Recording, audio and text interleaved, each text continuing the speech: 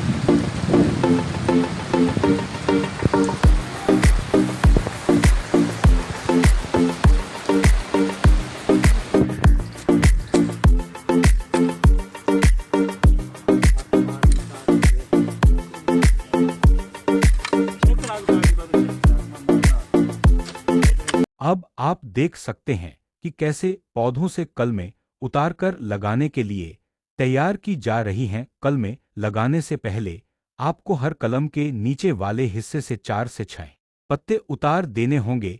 यही वह बर्स होंगे जहां से जड़ निकलेगी और पौधा तैयार होना शुरू हो जाएगा। कलमें कलियां बनाने से पहले अच्छी सी टहनियों का चयन करना होगा।